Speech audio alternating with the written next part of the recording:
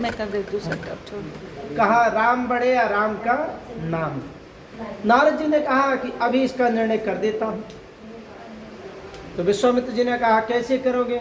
कहा देखता हूँ, कोई ना कोई मिल ही जाएगा। अब नारद जी लगे घूमने, सारे संत महात्माओं से पूछे राम बड़े की राम का नाम, राम बड़े की राम का नाम। तो कोई राम को कहे, कोई राम के नाम को कहे।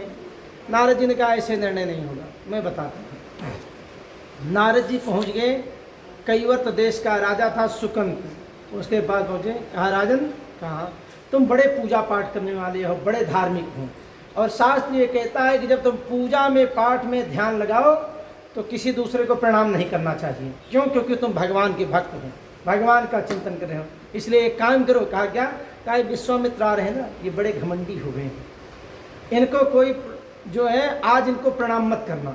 तुम शिव जी की पूजा कर रहे हो, शिव जी का ध्यान करना। ये आ रहे हैं, चले जाएंगे, इनको प्रणाम आज करने की जरूरत नहीं है, क्योंकि तुम भगवान का ध्यान कर रहे हो। कहा जैसे आप कह रहे हैं महर्षि। कहा नहीं, मैं तो प्रमाण से बात कर रहा हूँ कि अगर कोई ध्यान लगाए हुए बैठा है, उनके सामने कोई भी आ जाए उसको प्रणाम नहीं करना चाहिए, भगवान का ध्यान करा चले, इसलिए तुम बिल्कुल आज प्रणाम मत करना। कहा ठीक है। और उसने भी सोचा मौका मिला है, हमेशा इनको प्रणाम करते करते थक गए हैं, ये हैं तो राजर्षि लेकिन अपने आप को महर्षि कहते हैं, इसलिए आज इनको प्रणाम नहीं करूँगा, मैं भी मंदिर में बैठा हूँ, देखा जाएगा। तो भगवान भोलेनाथ का ध्यान कर रहा है, आंख बंद कर लिया, इनको देखा तो। और जब इनको देखा, आंख बंद कर लिया, मंत्र का जप कर रहा है, भोले की प्रार्थना कर रहा है। इतनी देर में विश्वामित्र जी गए, भोले बाबा के दर्शन किए और लौट पड़े। और जब लौट पड़े तो नारद जी मिल गए। कहा आज तो गजब हो गया। कहा क्या हुआ? अरे कहा पृथ्वी पर अत्याचार हो रहा है। विश्वामित्र जी ने कहा कैसा अत्याचार? अरे कहा गजब हो गया महर्षि, तुम गए थे भोले बाबा के दर्शन करने के लिए, और ये राजा जो बैठा है ना, ये ढोंग रचाए बैठा है, ये ढोंग कर रहा है, भगवान का ध्यान नहीं कर रहा है, और आपको प्रणाम ना करना पड़े इसलिए जानबूझ करके आंख बंद कर दिया। अभी तक ही देख रहा था, देखो अभी मैं दिखाता हूँ। कहीं खड़े हो जाओ। और जब दूर से खड़े हुए और नारद जी सामने पहुँचे तो तुरंत उनसे बात करने लगा। अब इस बात पे विश्वामित्र ने कहा अरे ये तो मेरा घोर अपमान है, त्रेता युग में राम राज्य में ये हाल। नारद जी ये क्या हो रहा है? अरे कुछ नहीं, राम के राज्य में यही सब होगा, और क्या होगा? अच्छा आज ही इसका अंत करवाऊंगा। नारद जी ने कहा बिल्कुल बचना नहीं चाहिए, अगर ये बच गया तो समझ लो आपकी प्रतिष्ठा की बात हो गई, और आपको क्या चिंता, आपका तो परम शिष्य इस समय राम जी स्वयं अयोध्यापति हैं, अयोध्या के महाराज हैं, जिसको चाहे वो रखें, जिसको चाहे निकाल दें, उसके अंडर में ही तो आता है। ये सुकंत क्या कर लेगा? आज इसको मृत्यु दंड मिलना चाहिए। कहा बिल्कुल। विश्वामित्र जी तो चले राम जी के पास, और जब गए उनको प्रणाम जो है, विश्वामित्र जी आए, गुरुदेव आए हैं, तुरंत उठ कर के राम जी ने स्वागत किया, प्रणाम किया। कहा कैसे आगमन हुआ? विश्वामित्र जी कहने लगे क्या राम, तुम्हारे राम राज्य में क्या हो रहा है?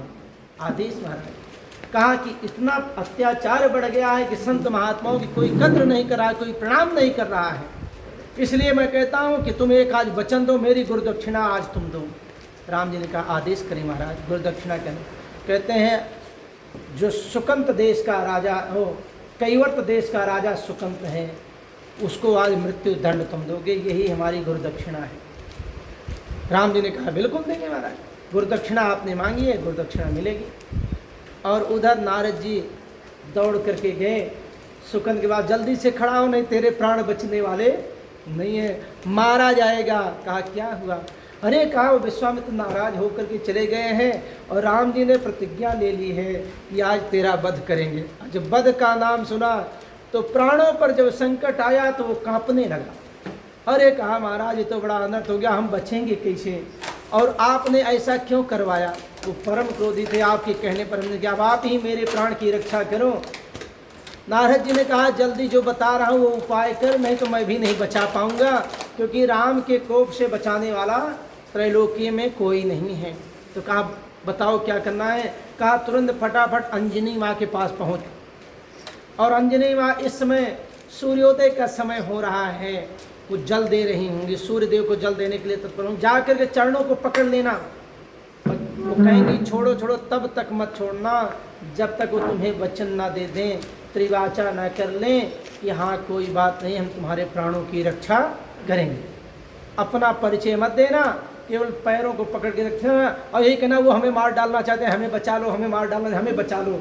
नाम बिल्कुल मत बताना। जब वो त्रिवाचा दे दें कि हाँ तुम्हारी रक्षा करें, कोई नहीं मारे, तब तुम नाम बताना।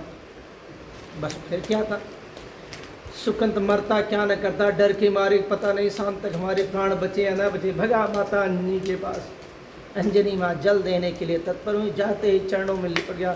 माँ मेरी रक्षा करो, रक्षा करो, वो हमें मार डालना चाहते हैं, माता बचाओ। माँ, अरे कौन मार डाल, अरे वो हमें मार डालना चाहते हैं, बचाओ माँ, हमें मार डाल, कौन मार डालना चाहते, मेरी रक्षा करो, मेरी रक्षा करो, जब तक आप कहोगी नहीं तब तक मैं आपके चरण नहीं छोड़ूंगा। माता ने कहा कि किसी के डर से भाग करके आया है, कौन मार डालेगा। अच्छा ठीक है, मैं तेरे प्राणों की रक्षा करूँ, तुम्हें कोई नहीं, बता, खड़ा हो जा। कहा मेरे प्राणों की रक्षा हो जाएगी, हाँ निश्चिंत रह, हो जाएगी। खड़ा हुआ, कौन मारना चाहता है, पूरी कहानी सुनाया। विश्वामित्र के कहने पर राम जी मुझे मारना चाहते हैं। राम जी का नाम सुनते ही तो माता अंजना कांप गई, ये क्या होगा, किस परीक्षा की घड़ी में आ गए, कहाँ पर आ गए, क्या करें। कहा तुमने ऐसा कौन सा अपराध कर दिया। कहा अपराध तो कुछ नहीं किया, क्या बताऊं, बस हो ही गई गलती, लेकिन अब तो आपने वचन दिया है मेरे प्राणों की रक्षा, मैं शरणागत हूँ, शरणागत की रक्षा करना आपका परम कर्तव्य है। माता अंजना ने भी कांप गई उस समय, जल देते देते पूरा पसीना पसीना हो गई, ये क्या हो गया। और मेरे वचन को भी टलना नहीं है, उधर राम जी का वचन है वो भी टलेगा नहीं, अब क्या होगा। अब तो अपने पुत्र की याद आई कि कुछ कर सकता है तो हनुमान ही। हनुमान को याद किया। हनुमान जी ने कहा था कि माँ जिस समय जब तुम मुझे याद करोगी उस समय मैं पहुँच जाऊँगा, क्योंकि मैं भगवान के ध्यान में रहता हूँ, रहूँगा, लेकिन जब तुम हमें याद करोगी तो मैं दौड़ता हुआ चला आऊँगा। अंजना माँ ने उसी समय हनुमान को याद किया। हनुमान कहाँ हो, तुरंत पहुँचो, प्रातः काल का समय है, हनुमान जी के ध्यान का समय है। और बस फिर क्या था, हनुमान जी प्रकट हुए, माता को प्रणाम किया। अब माँ ने कहा बेटा एक वचन दे दे आज। माँ वचन की क्या जरूरत है, आदेश करो। क्या अपने बेटे पर भरोसा नहीं, भरोसा तो है, लेकिन आज बात ही कुछ ऐसी है कि भरोसा डगमग हो सकता है। एक भक्त और भगवान के बीच की बात है, इसलिए एक माता अपने पुत्र से कुछ मांग तो याद दो। हनुमान जी ने कहा माँ आदेश करो, करना क्या है। कहते हैं वचन दो, दिया वचन, इसके प्राणों की रक्षा करना है। ये कौन है, ये कैवर्त देश का राजा सुकंत है। क्या अपराध किया, इसने विश्वामित्र को प्रणाम नहीं किया। विश्वामित्र ने जाकर के राम जी से शिकायत किए हैं और राम जी ने आज प्रतिज्ञा कर लिया है कि शाम तक इसका वध कर देंगे।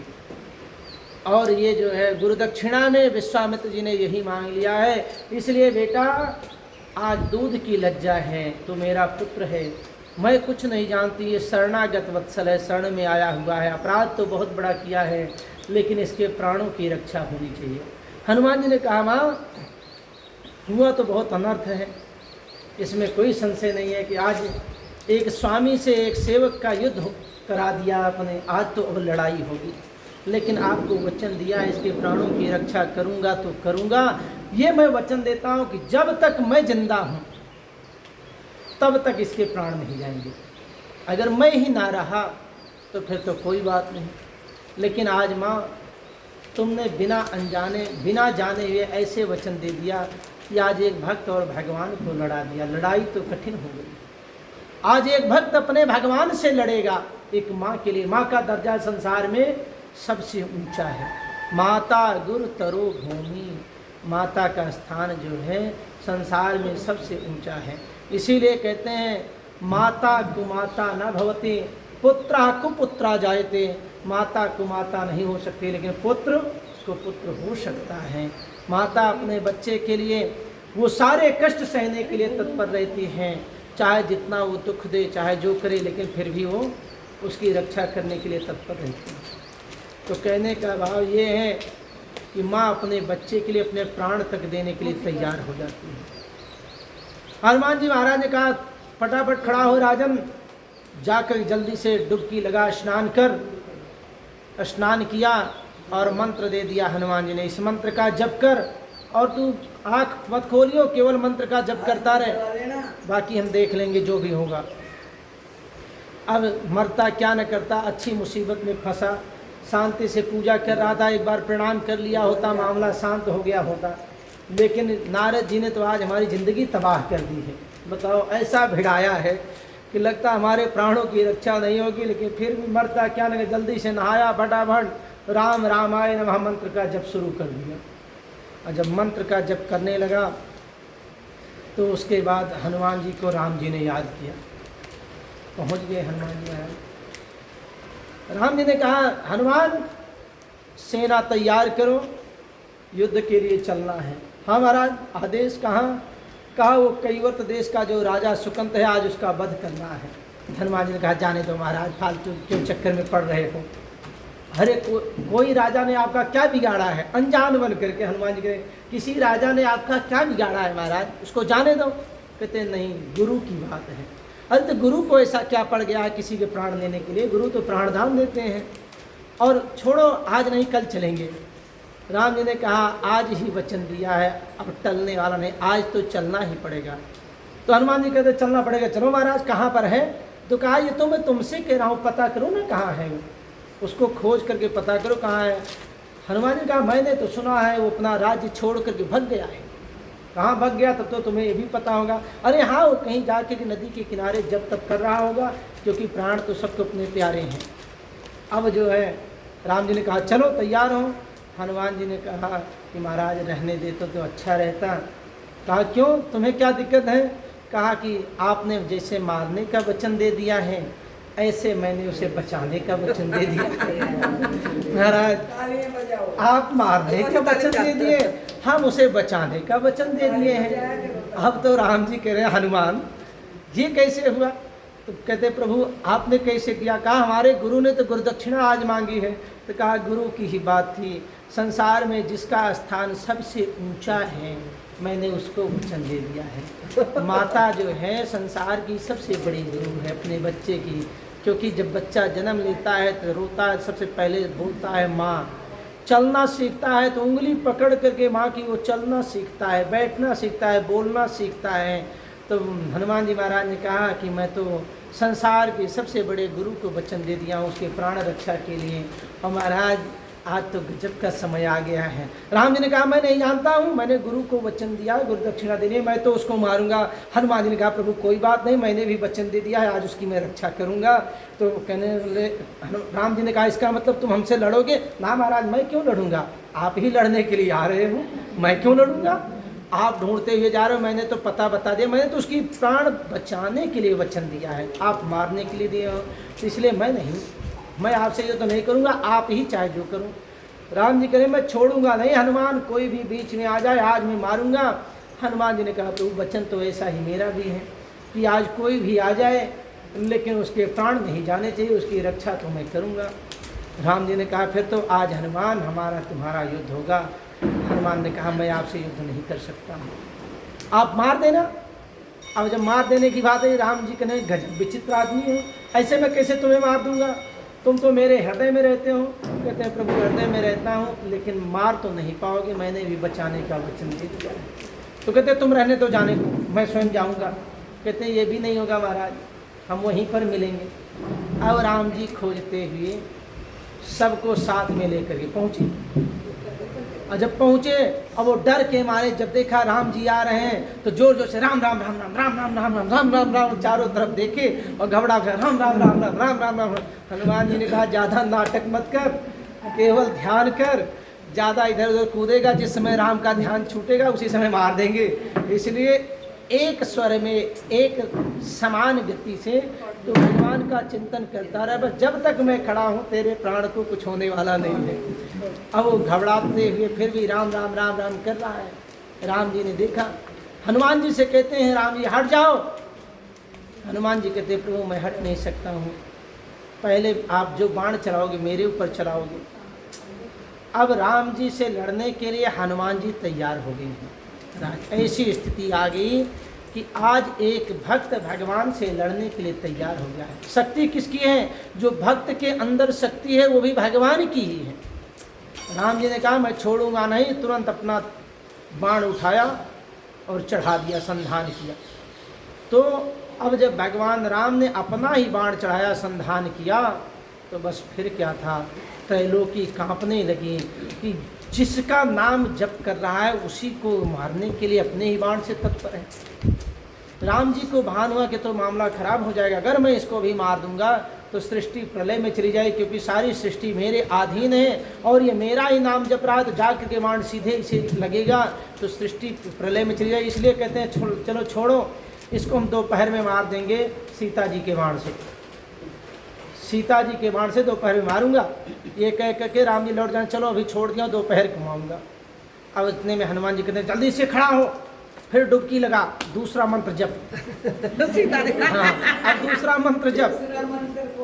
अब दूसरा मंत्र जपने के लिए जब कहा कि दूसरा मंत्र शुरू कर, राम जी चले गए हैं, जल्दी से खड़ा हो गया। उसी समय स्नान करके बाहर निकला, हनुमान जी महाराज कहते हैं अब जल्दी से शुरू कर, सीताराम सीताराम सीताराम सीताराम सीताराम सीताराम। अब वो सीताराम सीताराम चलने लगा। अब उसके बाद राम जी दोपहर में सीता जी का बाण लेकर के आए, देवी अपनी शक्ति दे दो और एक राजा को मारना है, उसी का प्रयोग करेंगे। माता जानकी ने कहा ले जाओ महाराज, लेकिन संभाल करके जाना, क्योंकि जो है मामला हनुमान का है और वो शांति से पीछे हटने वाले हैं नहीं। अनंत बलवंत हनुमंत लाल जी हैं। अब जब दोपहर में आए मारने के लिए तो नया मंत्र जप रहा है, सीताराम सीताराम सीताराम। राम जी कह रहे हैं गजब का गुरु मिला इसको, मैं अपना बाण रख कर गया, जानकी का लेके अब वही मंत्र जप रहा है, लेकिन छोड़ूंगा नहीं। जब जानकी जी का बाण चढ़ाया तो माता जानकी क्रोध में आ गई कि मेरे भक्त को मारने के लिए मेरे ही बाण का प्रयोग कर रहे हैं। जानकी मम उर्वास है, राम जी सोचते हैं जानकी का वास मेरे हृदय में है और हृदय में ही सारी सृष्टि है, इसका मतलब फिर सृष्टि प्रलय में चली जाएगी। तो फिर कहते हैं ऐसा है, छोड़ो, अब शाम को मार दूंगा लक्ष्मण जी के बाण से। अब छोड़ दिया। विश्वामित्र ने पूछा क्या हुआ राम, तुम तो सुबह बोले थे दोपहर हो गई। कहा प्रभु कोई बात नहीं गुरुदेव, गुरुदक्षिणा मैं आज आपको दूंगा, शाम को मार दूंगा।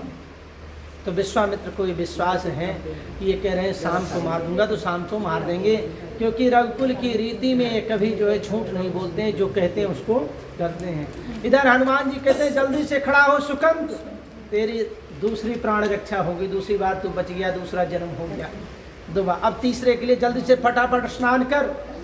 स्नान करके आया, अब की बार मंत्र दे रहे हैं लक्ष्मण राम लक्ष्मण राम लक्ष्मण राम लक्ष्मण राम, लगा जप करने। अब उसके बाद जो है राम जी शाम के समय पर आते हैं। अब फिर लक्ष्मण जी का बाण लेकर के आए कि अब मारूंगा। अब देखे कहा गजब का गुरु है भाई, नया मंत्र दे दिया, लेकिन कहते हैं अब छोड़ूंगा नहीं, अब तो मारना ही है। और उधर जैसे ही मारने के लिए संधान किया, लक्ष्मण जी शेषा अवतार हैं, कहा कि जब मेरे ही बाण से के द्वारा मेरा भक्त मारा जाएगा तो सारी सृष्टि प्रलय में चली जाएगी। थोड़ा सा अपने फण को बदला, तुरंत पृथ्वी डगमग कर गई, भूकंप आ गया। और जब भूकंप आ गया इतने में नारद जी दौड़े दौड़े आए, अरे गुरु जी विश्वामित्र जी क्या कर रहे हो, जल्दी से चलो।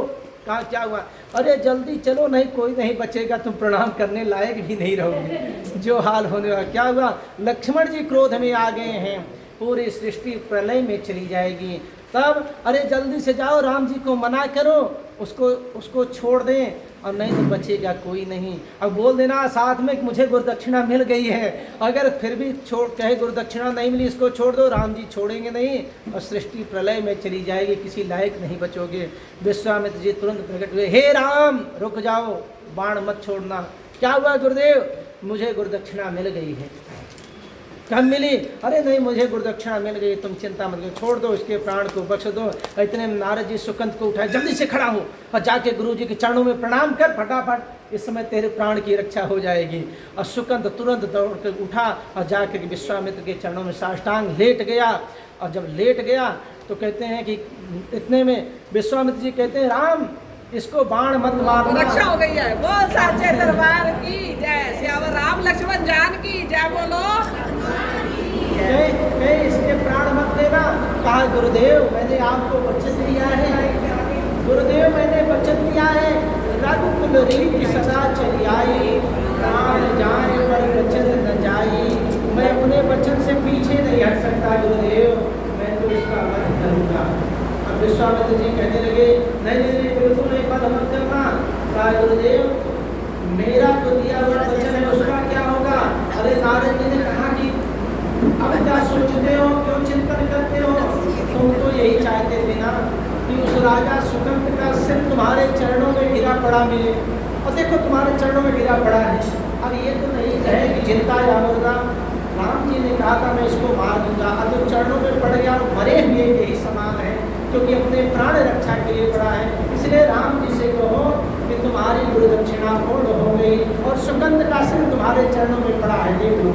विश्वामित्र ने कहा हे राम, सुगंध का सिर जो है मेरे चरणों में पड़ा है और ये जिंदा ही पड़ा है, लेकिन मरे हुए के समान अपने प्राणों की रक्षा मांग रहा है। इसलिए तुम्हारा भी वचन पूरा हुआ और मेरा भी वचन पूरा हुआ।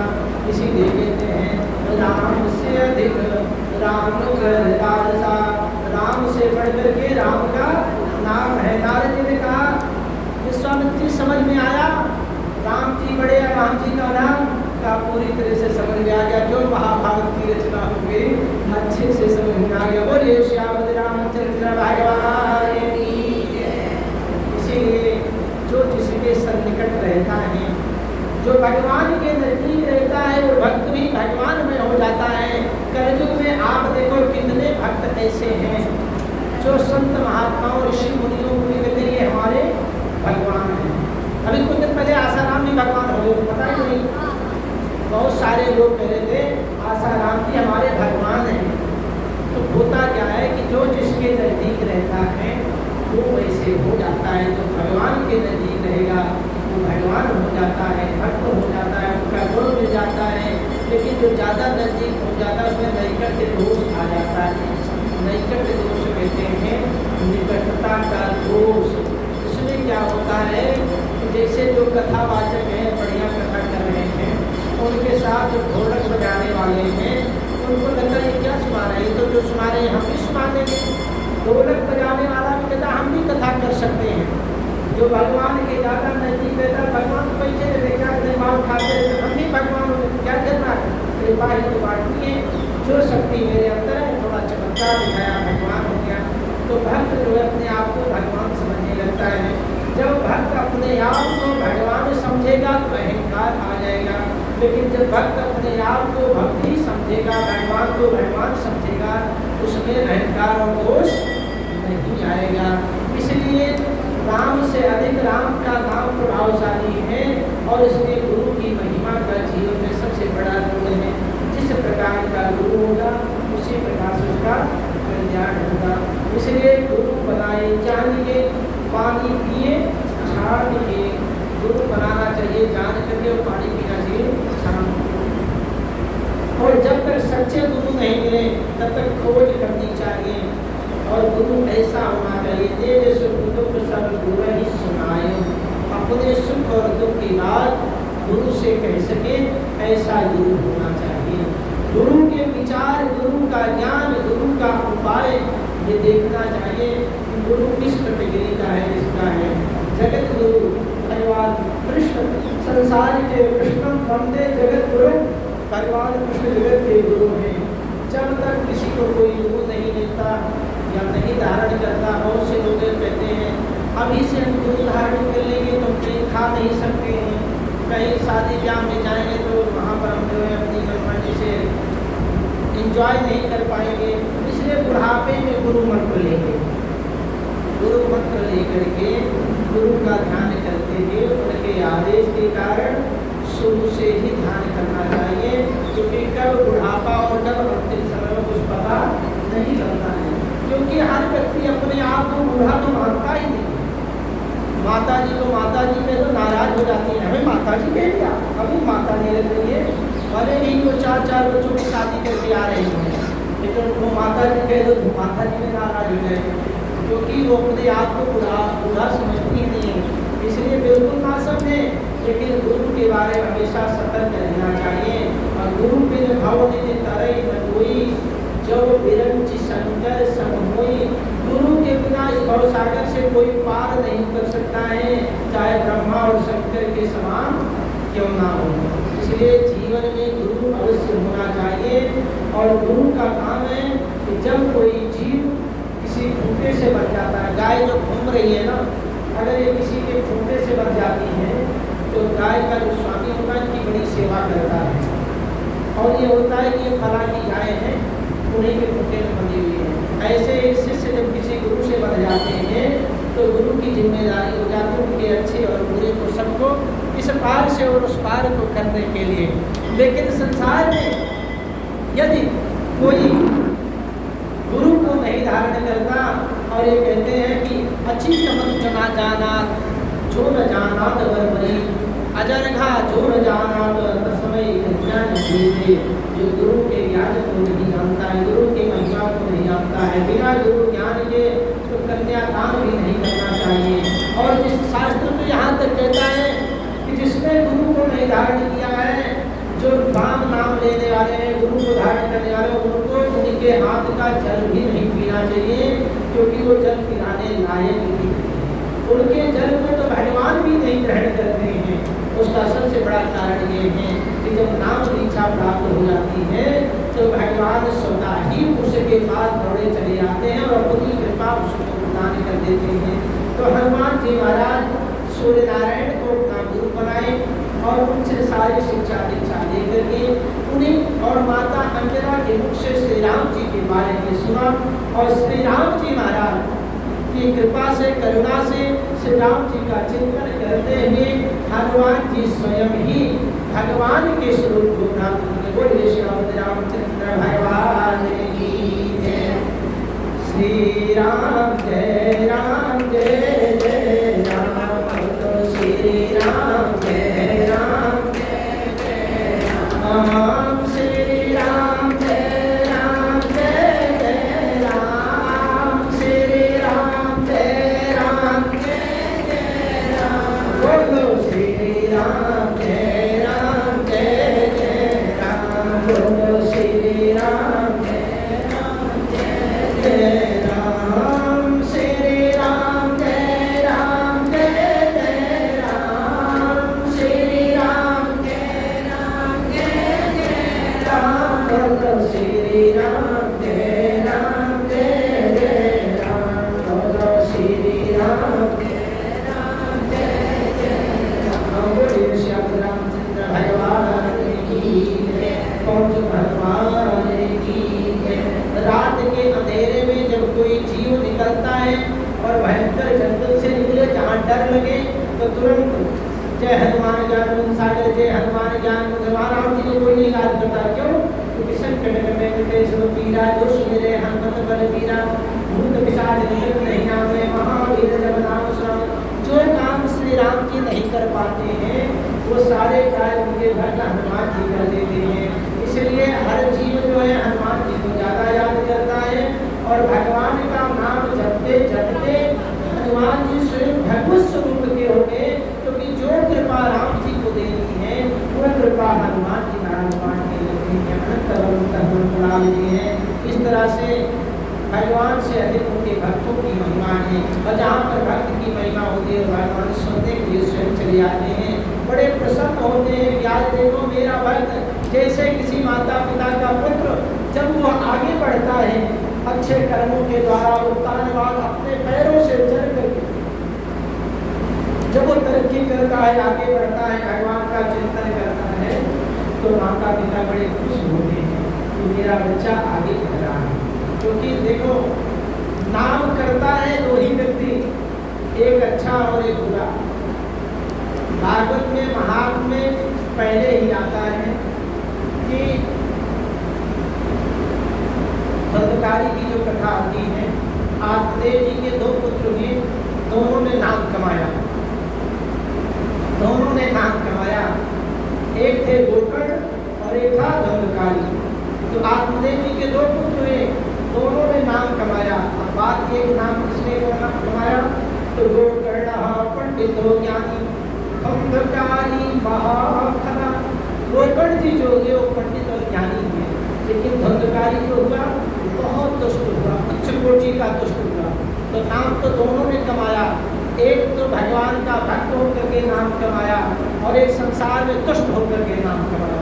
तो नाम तो दोनों कमाते हैं, लेकिन किस क्षेत्र में कमाते हैं ये मायने रखता है। उसकी संगत कैसी है, उसका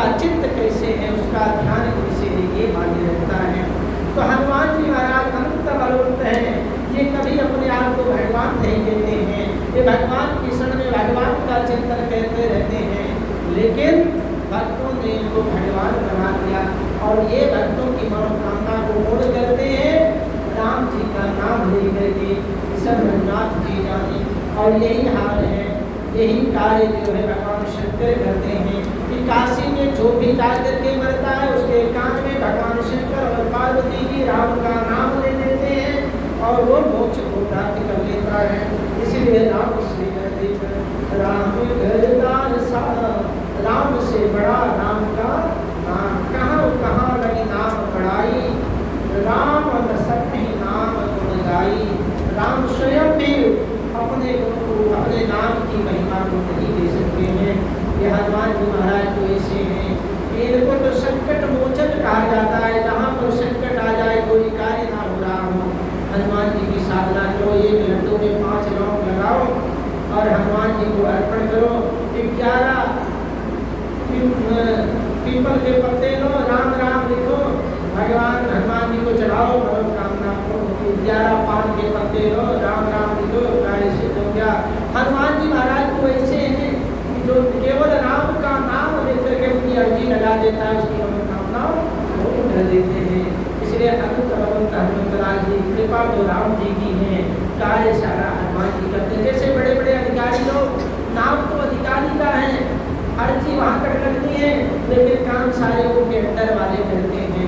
ठीक वैसे ही है, नाम तो राम जी का है लेकिन काम सारा हनुमान जी करते हैं। क्योंकि राम जी ने कह रखा है कि हनुमान जो अर्जी ले करके जीव मेरे पास आता है, वो तुम्हारे नाम पर तुम्हारे पास आके तो अपनी अर्जी को लगा देवे, तो उसके फल को जो उचित अर्जी जो सही गलत हो उसका निर्णय तुम ही दे देना, और वो नाम तो मेरा ही होगा, फल तुम दे देना। तो इसलिए अंत वक्त हनुमान जी के बाद जो भी अर्जी लगाते हैं, हनुमान जी महाराज उसकी मनोकामना को पूर्ण कर देते हैं। बोलिए श्री रामचंद्र भगवान की जय। लक्ष्मण जन्म ज्योति सुरत गुरु की महिमा के बारे में कहाँ तक कहा जाए, कहाँ तक कहा जाए, वहाँ तक कहें। क्योंकि संसार में गुरु ही एक ऐसा है जो इस भवसागर से पार करने के लिए सबसे बड़ा कारण होता है। हम संसार में समाज में चाहे जितना घूमते रहे, लेकिन बिना गुरु के कोई कार्य संभव नहीं होता है। व्यक्ति भगवान की शरण में 2 प्रकार से आता है, एक अभाव में, एक प्रभाव में। अभाव में तो तब आता है भगवान हमें ये दे दो, घर दे दो, गाड़ी दे दो, कोठी दे दो, बंगला दे दो, जिससे हमारे घर परिवार का भरण पोषण उसके अच्छे से चले। और धन से जब चोट पड़ी तो भगवान के शरण आए, काल हो मुझसे बहुत बड़ी गलती हो गई, हमें तो पहले ही आपकी शरण ले लेनी चाहिए, लेकिन मैं आज आया हूँ, आज स्वीकार कर लो। कितने समय बाद आए हो, उतना लेट होकर के आए हो, लेकिन मन के भाव जब परमात्मा में अर्पित कर लोगे तो परमात्मा तुम्हारी मनोकामना को पूर्ण कर देगा। क्योंकि 2 ही भाव होते हैं, एक सकाम होता है और एक निष्काम होता है। सकाम तो तब तक है जब तक जीवन यापन करना है, और ये है कि हमें ये चाहिए, ये चाहिए। जिस दिन आपकी इच्छा समाप्त हो गई, मुझे तो सब कुछ मिल गया, अब इस संसार से कुछ जाना नहीं है, उस दिन से मन के भाव बदल जाएंगे, निष्काम हो जाएंगे। और जब जीव निष्काम हो जाता है तो देखो उसका भय खत्म हो जाता है, फिर डर नहीं रहता, क्योंकि उसको तो ये है मुझे भगवान से मतलब है, बाकी वो किसी से कोई लेना देना नहीं है। तो हनुमान जी निष्काम सेवा करते हैं, इनके अंदर कोई सकाम नहीं है। जब बताया था कि नारद जी ने कह दिया कि भैया सब भक्तों की लिस्ट में सबका नाम हनुमान, तुम्हारा नाम ही नहीं है। हनुमान जी ने कहा कि नहीं, नाम इसका काम वो जाने उनका नाम है, मैं तो अपना काम करता हूँ, मुझे भगवान से मतलब है, मैं भगवान का चिंतन करता हूँ, भगवान मुझे क्या नहीं पता। दूसरी लिस्ट में लिखा है हनुमान का नाम सबसे ऊपर है। ये कौन सी लिस्ट है? ये वो लिस्ट है जिसको भगवान स्वयं भजते हैं, हमेशा चिंतन करते हैं, क्योंकि जिसको कोई मन में इच्छा नहीं है, निष्काम भाव से आता है, वो भगवान की सानिध्य को प्राप्त करना, भगवान उसका चिंतन करते हैं। जो रोता रहता है कि भगवान ने हमें तो कुछ दिया ही नहीं, हम तो ऐसा करते ऐसा करते, भगवान कहते इसकी रोने की आदत पड़ी, इतना देने के बावजूद भी ऐसे ही होता है, इसलिए जा पूरे जीवन भर रोता रहा, रोता रहे। इसीलिए कहते हैं जब देने के दिन होते हैं तो देने के दिल नहीं होते हैं, और जब देने के दिल होते हैं तो देने के दिन नहीं होते हैं। इसलिए सब दिन होत न एक समाना, सब दिन समय के साथ जो आपके हाथ में है उसको करते रहना चाहिए। और इसी क्रम में भक्तों की श्रेणी में जामुन जी का नाम आता है। जामुन जी महाराज वृक्षराज है, भालू है। और कहा जाता है कि रामायण कालीन में जब राम जी लंका पर चढ़ाई किए तो अगर कोई सेना में बलवान था तो सबसे अधिक बलवान कौन था? सबसे अधिक बलवान कौन था? जामवंत। जामवंत मंत्री अति बूढ़ा, इतने बूढ़े हैं लेकिन एक ही मौके में रावण बेहोश हो जाता है। जिस समय क्रोध में आकर के जामुन जी एक मुक्का मारते हैं रावण को, तो घूम करके गिरता है और बेहोश हो जाता है। तब उस समय कहता है वाह, बुढ़ापे में तुम्हारे इतना बल है। एक और आया था उसके भी बल था, एक हनुमान का नाम लेता है और एक अंगद का नाम लेता है। लेकिन वृक्षराज जामुन को कहता है हम वास्तव में तुम्हारे हाथ में भी वो वृक्षराज जामुन जी भगवान के अनन्य भक्त हैं। वृक्षराज जी हमेशा सलाह देते हैं श्री जामुन मंत्री यदि बूढ़ा अत्यंत बूढ़े, लेकिन सलाह जामुन जी की ही चलती है। सारा युद्ध समाप्त हुआ, जामुन जी अयोध्यापुरी में आए, भगवान सबको कुछ न कुछ बांट रहे हैं। भाई आप लोगों ने बड़ी सेवा की, बड़ी मदद की, अब तुम लोग ग्रहण करके और जाओ अपने अपने स्थान को। वृक्षराज जामुन जी सोच रहे हैं कि अभी हमें भी भगवान बुलाएंगे जाने के लिए, तो बड़े दुखी हैं। राम जी उनके भाव को समझ लिए, बुलाए, कहा जामुन जी अब तो यहाँ का सारा कार्य हो गया, मेरा राज्याभिषेक भी हो गया, आपकी इच्छा थी राज्याभिषेक को देख लिए, अब तुम्हारे मन में कोई इच्छा हो तो बताओ, मैं तुम्हें देने के लिए तत्पर हूँ, तुमको भी कुछ दे दूँ। तो जामुन जी चुप हो गई। अरे कहा संकोच मत करो, जो कुछ चाहिए तुम मांगो, अभी मैं दूंगा। अब जामुन जी अपने हाथ को खुजलाई, मैं क्या बताऊं महाराज, जिस समय आपने रावण को मारा, कुंभकर्ण को मारा, बड़े बड़े राक्षसों को मारा, तो मेरे मन में आया कि प्रभु जो है कितने बलशाली हैं, आज तक मेरे शरीर की खुजली कोई नहीं मिटा पड़ा था, आज तक जो है मैं अजय रहा हूँ, कोई मुझसे जीत नहीं पाया है, और तो और कोई मुझसे लड़ भी नहीं पाया है। तो अगर महाराज मौका मिल जाता तो दोनों हाथ कर लेते तो कितना आनंद आ जाता। भगवान मुस्कुराए, कहा कि जामुन ये बात तो ठीक नहीं है, क्योंकि मैं मर्यादा हूँ, मर्यादा पुरुषोत्तम हूँ, और वैसे भी सेवक और स्वामी के युद्ध नहीं हो सकता है, और तुम्हारी खुजली मिटाने का मतलब है भयंकर युद्ध हो, क्योंकि बच्चों का खेल तो है नहीं, इसलिए सेवक और स्वामी में युद्ध नहीं हो सकता है। लेकिन तुमने ऐसी बात कही दी है तो कोई बात नहीं, कालांतर में जो समय आएगा तो ये तुम्हारी मनोकामना हम जरूर पूर्ण करेंगे, और लेकिन उस समय हमारा स्वरूप दूसरा रहेगा, तुम तब तक इस पृथ्वी पर रहोगे। जामुन जी बड़े खुश हुए, क्या महाराज एक इच्छा और थी, वो क्या? कहा कि जब आप सिंहासन पर बैठे जगत जननी जगदम्बा माता जानकी के साथ, तो वैसे तो मेरी कोई संतान नहीं है, लेकिन मन में एक भाव आ गया कि अगर आज मेरी पुत्री होती तो मैं अपनी पुत्री का विवाह आपके साथ कर देता। और ये भाव जो है मेरे मन में, भगवान ने कहा ठीक है, ये कोई संसार में भी नहीं होगा, मर्यादा की बात है, लेकिन आगे जो दूसरा अवतार आएगा तो तुम्हारी इच्छा,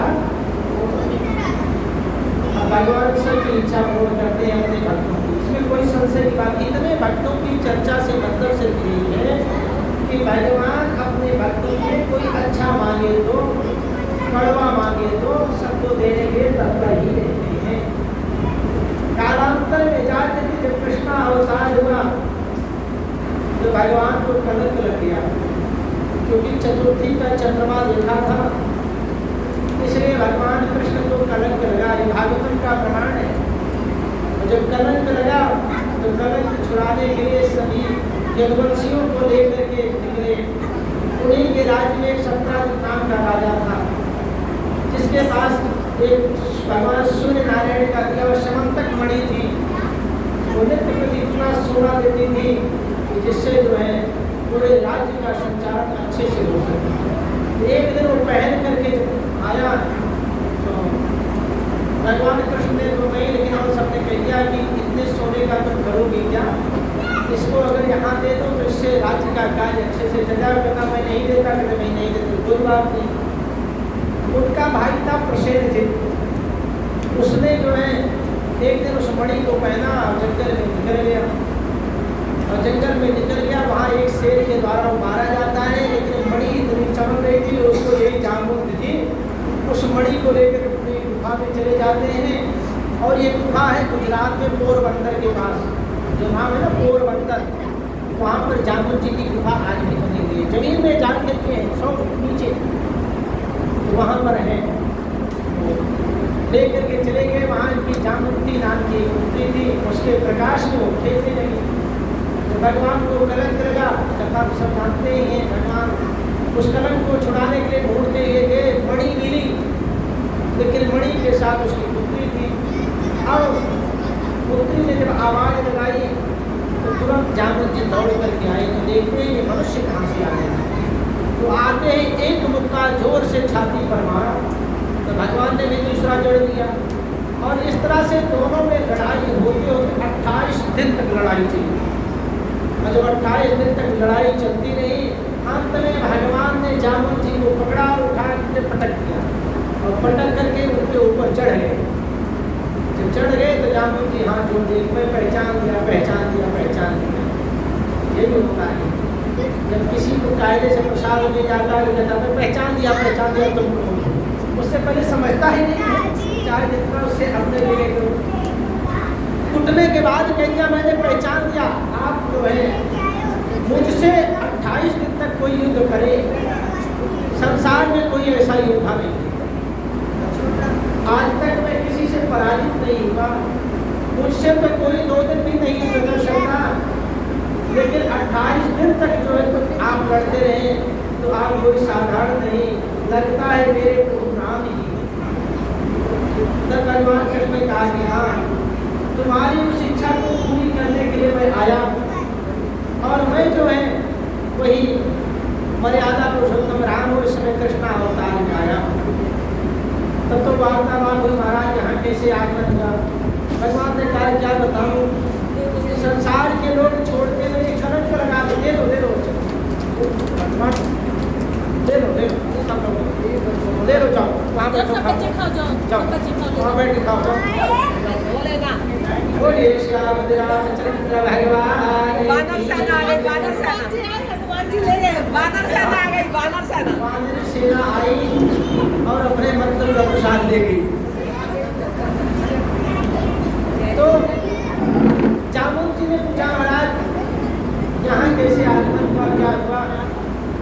भगवान ने कहा मुझे कलंक लग गया, उस कलंक को छुड़ाने के लिए यहाँ इस गुफा में गया। महाराज यहाँ कलंक कैसे छूटेगा।